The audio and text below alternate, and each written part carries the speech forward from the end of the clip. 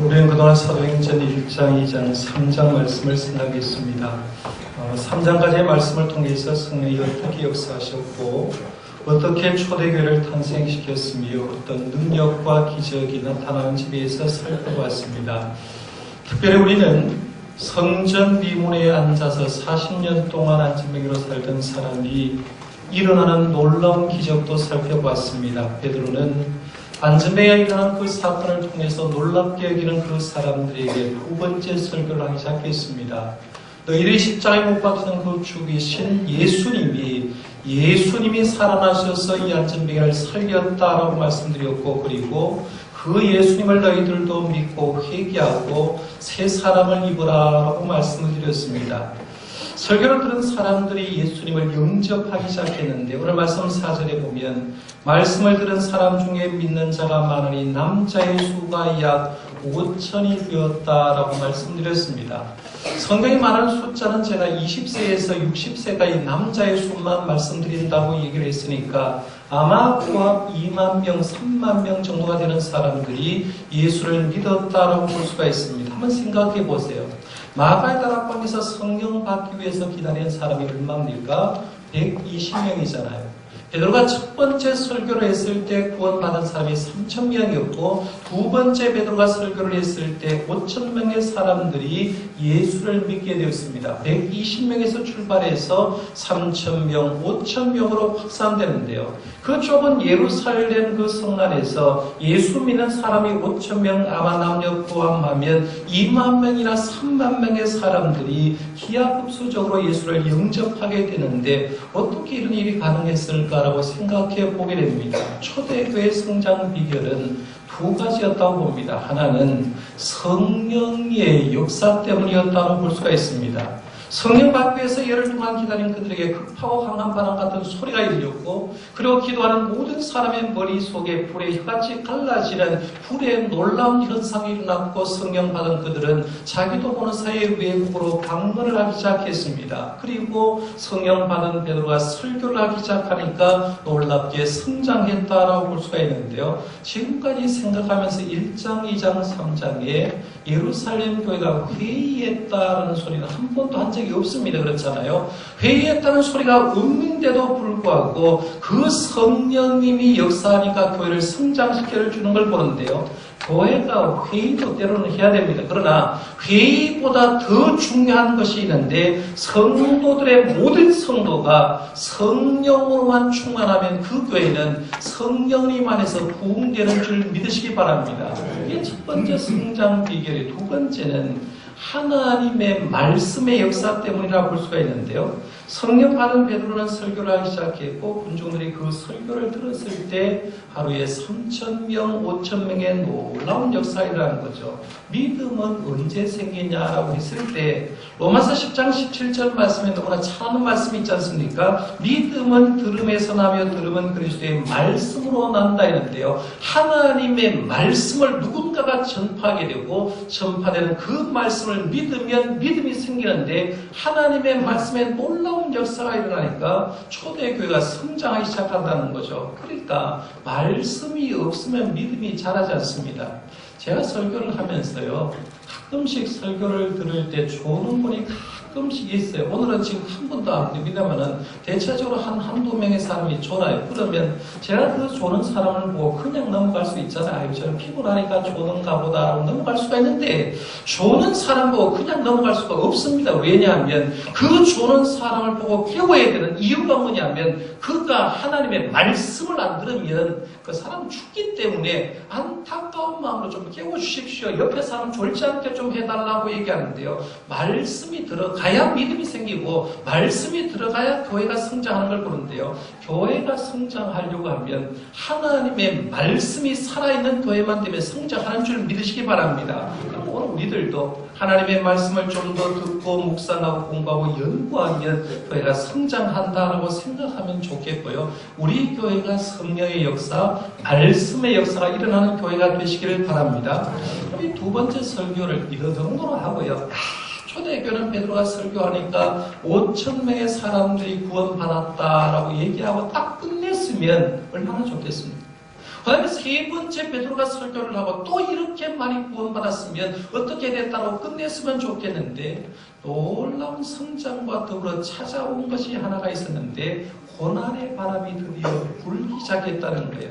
오늘 말씀 1절에서 3절 말씀 여러분 같이 한번 읽어보겠습니다. 시작. 사도들이 백성에게 말할 때에 제사장들과 성전 맡은 자와 사두개인들이 이르러 예수 안에 죽은 자의 부활이 있다고 백성을 가르치고 전함을 싫어하여 그들을 잡음의 날이 이미 저물었으므로 이튿날까지 가두었으나 아멘. 드디어 초대교회에 고난의 바람이 불어오고 있습니다. 여러분 예수 믿고요.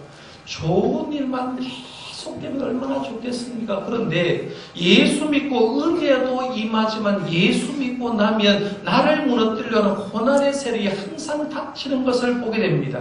그런데 이 말씀을 잘 읽어보면요. 지금 베드로와 요한의 설교를 듣고 방해하고 싫어하는 사람이 누구냐면 세상 사람이 싫어하는 게 아니라는 거죠. 이 말씀을 잘 보니까요. 성전 맡은 자와 사두개인들이 이르러서 예수 안에 죽은 자의 부활이 있다고 백성을 가르치고 전함을 싫어했다라고 합니다. 아이러니하게 성전에서 하나님을 위해서 일하는 사람이 방해를 하고 있다는 얘기입니다. 여러분 이 말씀을 잘 보시면 분명히 알아야 될 사실이 뭐냐면요. 교회의 성장의 방해 세력은 세상에 있지 않고 교회 안에 있더라는 겁니다. 여러분 믿음 생활하면서 한번 잘 생각해 보세요. 멀리도 볼 필요가 없어요. 우리 교회 역사 46년 역사를 쫙 펼쳐놓고 우리 교회가 성장하는데 방해하는 것이 동네 사람이 방해한 적이 있는지 한번 생각해 보시라는 거예요. 동네 사람이 우리 교회 와서 예배하는데 방해하고 목회하는데 방해를 해서 목사님 그렇게 목회를 하면 안 됩니다. 이 교회가 없어져야 됩니다라고 한 적은 한 번도 없을 거예요. 교회 성장의 방해 세력은 항상 어디에 있었느냐 하면 교회 안에 있더라는 거죠. 교회 안에 성령의 역사가 일어나는데 목회자가 목회를 바로 하려고 하는데 누군가가 교회 안에 있는 사람이 교회 성장을 방해하는 세력이 있더란 얘기입니다.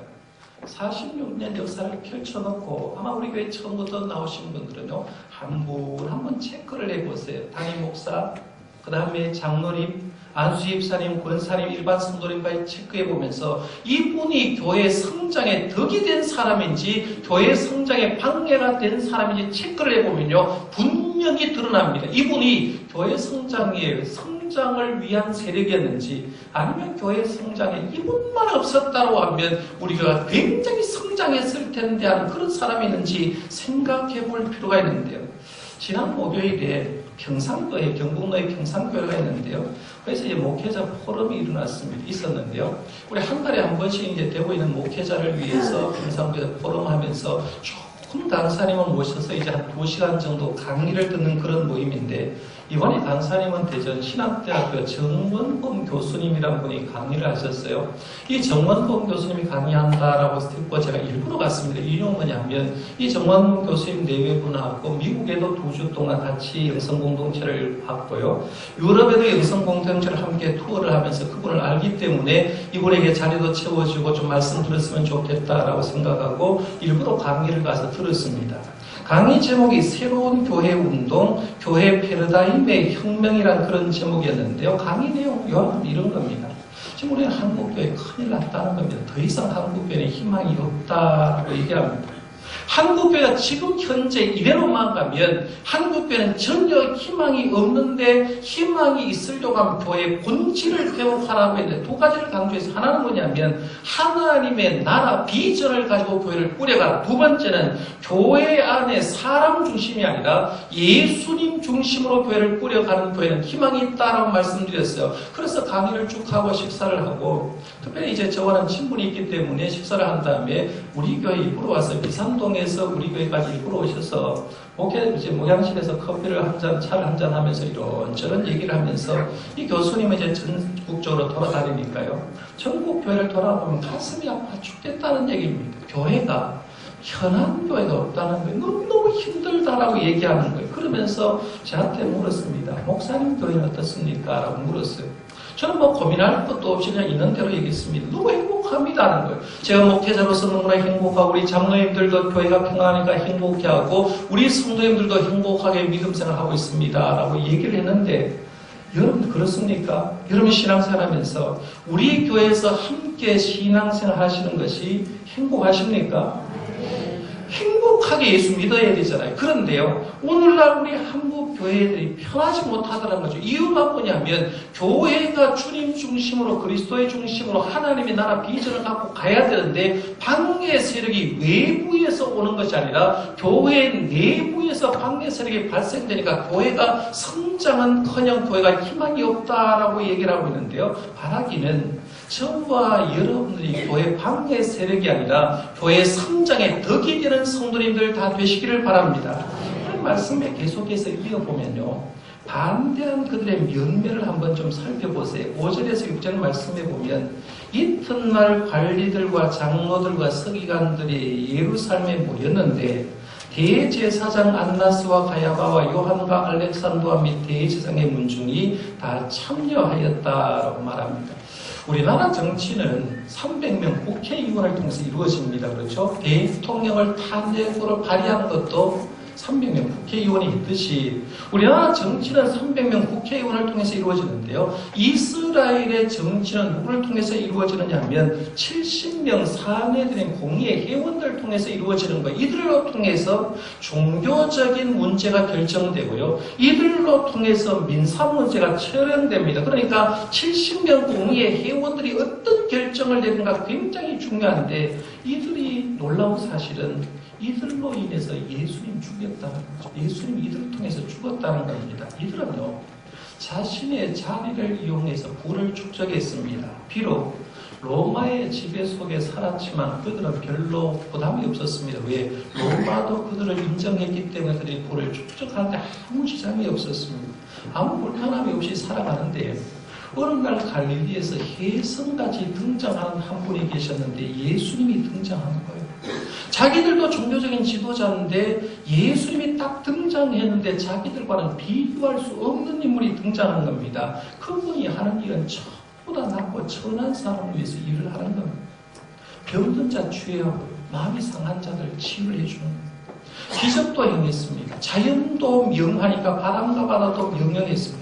그뿐만 아니라 그들이 주 사역지인 성전에 들어와서 예수님이 한 게 뭐냐면 성전을 뒤엎어버린 거예요. 그리고 성전에서 일하는 그 종교자들을 향하여서 화 있을진저 외식하는 서기관들과 바리새인이라고 말하면서 당시의 지도자를 향하여 누구도 얘기를 하지 않았는데 그 지도자의 잘못을 비웃으면서 그 사람들을 지적하기 시작합니다.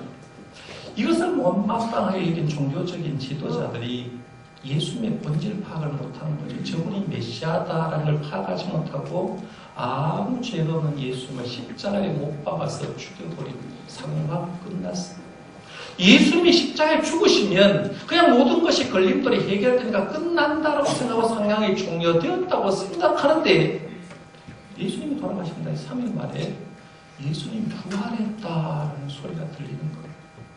부활하신 예수님이 하늘로 승천하셔서 11번이나 제자들에게 그리고 많은 군중들에게 나타났다는 소리가 들리는 거예요. 그렇게 예수님이 나타내 보이시다가 예수님이 감염산에서 사람들이 보는 앞에서 하늘로 올라가셨다는 소리도 들리는 거예요. 그런데 그로부터 열흘이 지났는데 마가의 다락방에 있던 120명의 주의 종들이 그 촌 사람들이 성령을 받았는데 외국말을 못하는 사람은 외국어를 하다고 얘기하는 거예요. 베드로가 설교를 하니까 하루에 3,000명의 역사가 일어납니다. 성전 미문에 앉은 사람, 분명히 제사장들도 거기 사는 사람들도 수없이 봐왔는데 안전뱅이가 그들이 예수님의 이름으로 명하니까 일어나버린 거예요. 또 설교를 하니까 5,000명의 사람들이 일어나는 겁니다. 그러니까 종교적인 지도자들의 지금 현 상태는 최대의 비상사태가 된 거죠. 만약에 예수님을 자기가 죽였는데 예수님이 부활하셨다면 그들에게는 세 가지 큰 문제가 생깁니다. 첫 번째 문제는 뭐냐면 자기들이 지금까지 주장했던 모든 신앙은 허구로 걸어가는 거죠. 그들이 왜 예수님 죽였습니까? 이유는 간단하잖아요. 예수님이 하나님을 모욕했다, 참남한 자라고, 예수님은 죽어 마땅한 자라고 얘기를 했는데 만약에 예수님이 살아있는 메시아라고 얘기하면 자기들의 신앙은 허구로 드러나기 때문에 자기의 실체가 드러난다는 얘기입니다. 두 번째는 자기의 안전과 인기에 문제가 생기는 거예요. 지금 자기는 종교적인 지도자입니다. 인기를 먹고 살고 인기로 통해서 먹는 것을 해결하는데 예수님이 딱 부활하는 순간, 그걸 인정하는 순간에 자기의 안전 생존권 문제가 해결되지 않습니다. 그러니까 결국에는 생존권 문제가 위협을 당하게 되고, 세 번째 이유가 결정적인 이유인데요. 영적인 이유입니다. 예수가 메시아다, 예수님이 구원자인 걸 인정하게 되면 자기들은 지금 뭔 일을 했느냐 하면 사탄의 일을 한 거죠. 예수님 죽였으니까. 그러니까 자기가 사탄의 도구가 되기 때문에 자기가 예수님이 부활했다라고 전하는 이 사도 베드로의 설교를 듣고 감당할 수가 없으니까 잡아들인 거죠. 사실은요, 그들도 백성들처럼 이렇게 했으면 얼마나 좋겠어요. 그렇지 않고 우리가 죽였는데 이제 어떻게 하냐라고 하면서 회개하고 왔으면 좋겠는데, 앞에 말씀드린 세 가지 이유 때문에 그들은 그렇게 하지 못했습니다. 베드로와 요한을 잡아가두고 다음날 신문을 하기 시작합니다. 7절 말씀이죠. 신문하는 내용입니다. 사도들을 가운데 세우고 묻되 너희가 무슨 권세와 누구의 이름으로 이 일을 행하였느냐라고 묻습니다. 너희 무슨 권세로 누구의 이름으로 이 일을 행하였느냐라고 얘기하는데요. 이 말은 지금 베드로와 요한에게 하는 말인데, 이 말을 언젠가 들어본 적 없습니까? 예수님이 성전에 갔을 때 예수님께도 사내들의 공의의 사람, 이 질문을 했거든요. 마태복음 21장 23절 말씀에 똑같은 말이 이렇게 나옵니다. 예수께서 성전에 들어가 가르치실새 대상들과 백성의 장로들이 나와 이르되 내가 무슨 권위로 이런 일을 하느냐, 또 누가 이 권위를 주었느냐라고 하죠. 네 무슨 권위로 이런 일을 하냐는 거죠. 예수님께 했던 똑같은 질문을 베드로의 안에 똑같이 한다는 거죠. 여기 좀 어려우면 이러는 거죠. 근데 깡패들이 시장통을 쭉 지나가면서 자기 구역이 있다고 얘기하잖아요. 그런데 자기 구역에 다른 깡패들이 와서 활동을 하게 될 때 그 깡패들이 주로 이런 얘기하는 거죠. 여기 우리 구역인데 네 누구 말 들어가 여기 왔네, 이런 말 하는 거죠. 여기는 우리 구역인데 누구 마음대로 여기서 활동하는 이 말입니다. 그러니까 우리가 보통 권세를 얘기할 때는요, 두 가지 권세가 있습니다. 하늘의 권세가 있고 땅의 권세가 있는데요, 땅의 권세는 물질의 권세입니다. 땅의 권세는 학문의 권세고요, 땅의 권세는 돈의 권세고, 땅의 권세는 정치의 권세입니다. 그러니까 이 세상에 여러분 떵떵거리고 살려고 하면 물질이 있거나 배운 것을 많이 배웠거나 돈이 있거나 정치적으로 뭔가 위에 있는 사람, 땅의 권세를 누리는 거죠. 이 세상에 큰 소리 막 빵빵 치면서 삽니다. 그런데 하늘의 권세도 있다는 거죠. 하늘의 권세는 하나님이 주신 권세를 얘기하고 있고 하나님의 권세를 얘기합니다. 하늘에 속한 권세를 한다는 거예요. 지금 여기는 백성의 지도자들, 종교적인 지도자들은 성전 안에 있으면서도 하늘의 권세는 잘 모르고 땅의 권세만 지금 얘기를 하는 거죠. 여기 우리 구역인데, 이 성전에는 우리 구역인데 너희들 누구의 이름으로 여기 와서 얘기하느냐는 거예요. 여러분들, 우리 하나님의 사람은 누구의 권세를 누립니까? 교회는 어떤 권세를 가졌습니까? 하나님의 사람은요, 요한복음 1장 12절에 보면 영접한 자 곧 그 이름을 믿는 자들에게는 하나님의 자녀가 되는 뭘 줬다고 했어요? 권세를 주셨다는 거예요. 우리가 하나님의 자녀는요, 하나님이 주신 권세를 가지고, 교회도 마찬가지입니다. 교회도 권세를 누구한테 받았냐 하면 하나님이 우리 교회를 세우셨고 예수님이 교회의 머리시기 때문에 주님으로부터 권세를 받은 거죠. 그런데 지금 이 베드로는 하나님의 놀라운 일을 통해서 하늘의 권세를 가지고 일했는데 질문한 사람 땅의 권세를 가지고 묻습니다. 그러니까 베드로가 권세의 출처를 이렇게 말합니다. 10절에서 12절 말씀인데요. 같이 한번 읽어보겠습니다. 10절에서 12절 말씀 시작. 너희와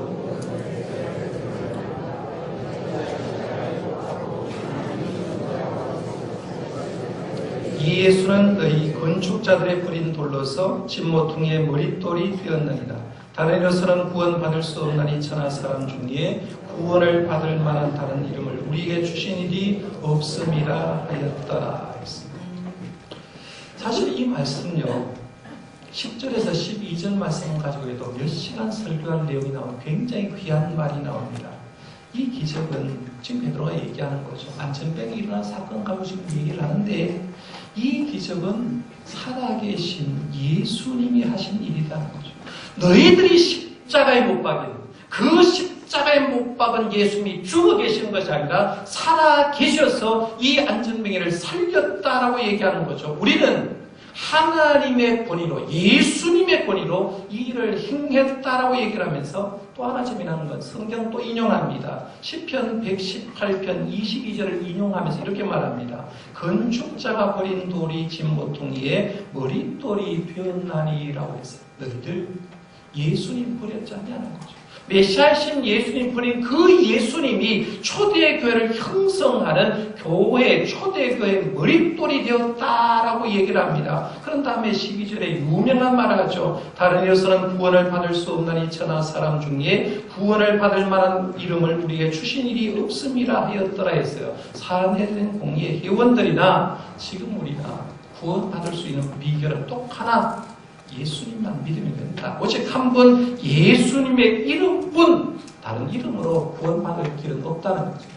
이 한 구절 때문에요. 기독교는 뭐 독선의 종교다, 이기적인 종교다, 자기밖에 모르는 종교다, 남의 종교를 인정하지 않는다는 말이 어디서 나오냐면 이 구절에서 나오는 거죠. 그래서 이 구절 때문에 세상에는 다른 종교가 욕을 굉장히 많이 합니다. 예수 외에는 구원받을 길이 없다는 말은 독선적이지 않느냐라고 하는데요.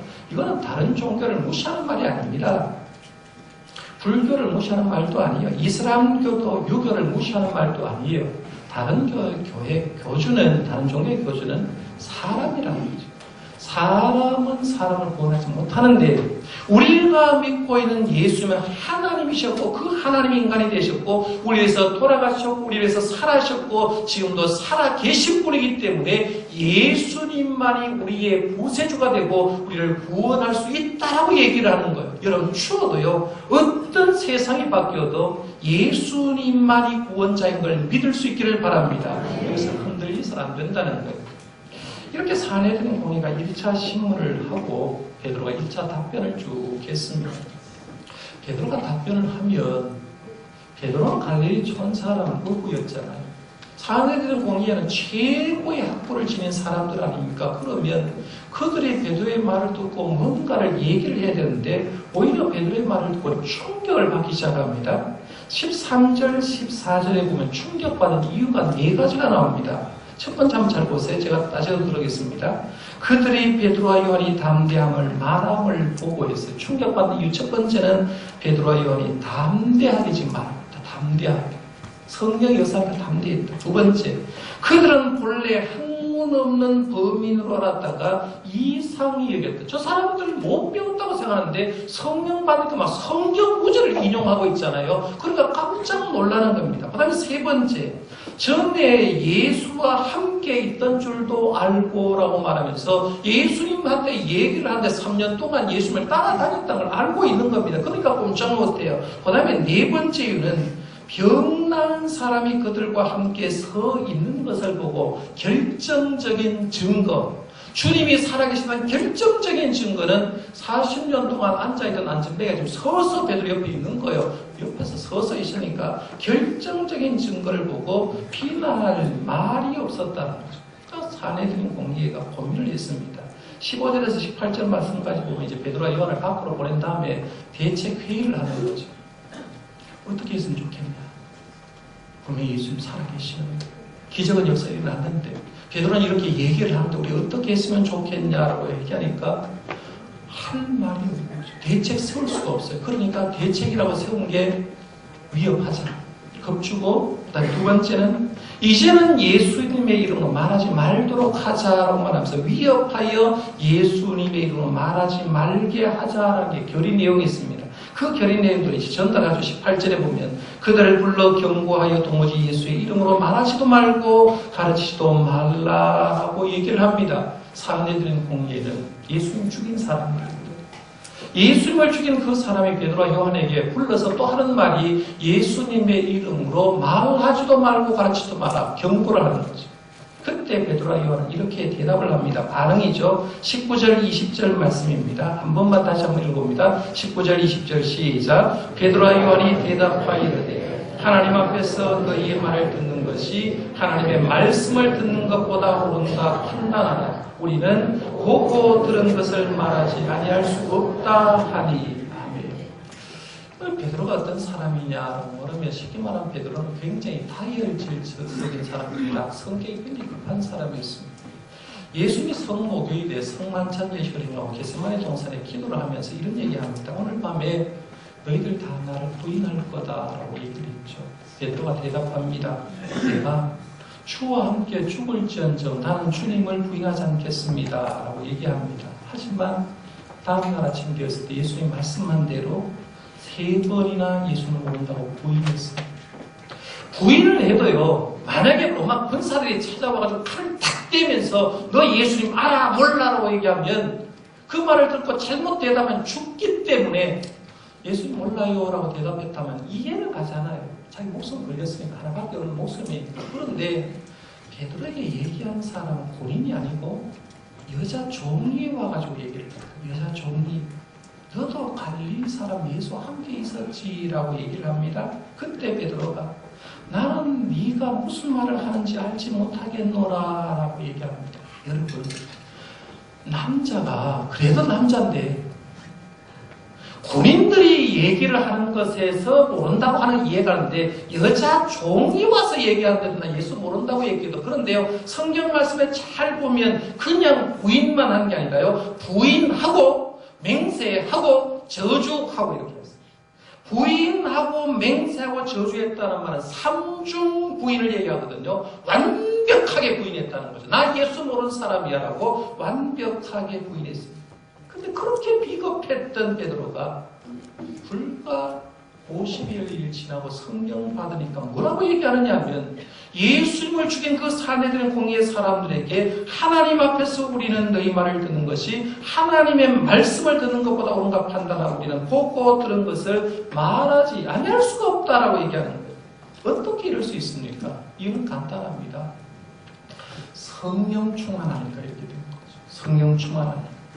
우리 성도들을 왜 성령 충만하라고 얘기를 하냐면요, 성령 충만해야 우리가 이런 능력이 있는 사람이 되기 때문에 성령 충만하라는, 아무리 겁 많던 사람도요 성령님만 임하면 담대해지는 줄 믿으시기를 바랍니다.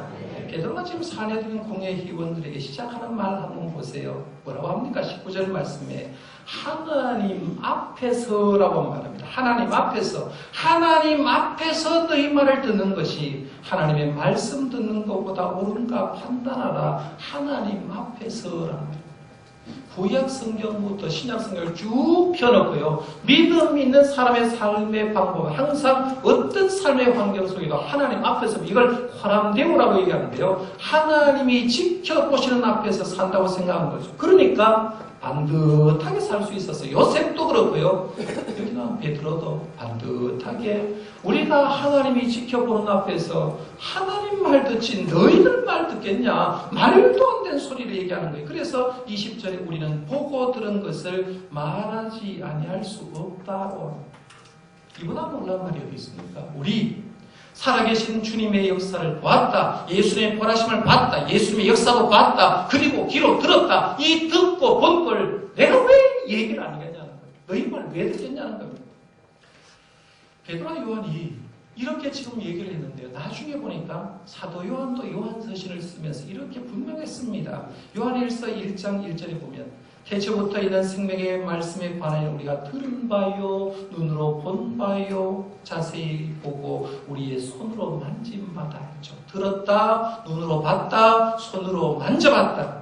요한일서 1장 3절에 보면 우리가 보고 들은 바를 너에게 전한다고 했죠. 보고 들었다라고 얘기합니다. 분명한 사실은 지금 베드로와 요한은 일평생 동안 주장하는 게 예수님 난 봤다, 예수님 말씀 들었다, 예수님의 역사를 눈으로 보고 체험했다, 그리고 보라신 주님도 손으로 만져봤다라고 하는 거죠. 주님 지금도 살아 계시는데 내가 너희들 말 듣겠냐? 주님 말씀 듣겠다고 담대하게 얘기하는 거죠. 결국 사내들인 공예 회원들은 예수님의 제자 베드로를 체포했고요, 그다음 두 번째 협박을 했습니다. 신문하고 협박을 했는데 그들이 얻은 결과는 아무것도 없었습니다. 이유는 성령 받은 주의 종이 예수님을 알고 믿었기 때문에 그들 앞에 담대할 수 있었다는 거예요. 저와 여러분들도요, 예수 믿으면서 이렇게 예수 믿어 가시기를 바랍니다. 부활하신 예수님을 봤다. 예수님을 내가 만났다. 내가 체험했다. 주님은 지금도 살아계시다. 그러니까 그 어떤 사람이 나를 향하여 공격해 와도 고난 속에서 내 믿음이 더 빛나는 그런 믿음 생활을 할 수 있는 저와 여러분들 되시기를 바랍니다. 기도하겠습니다.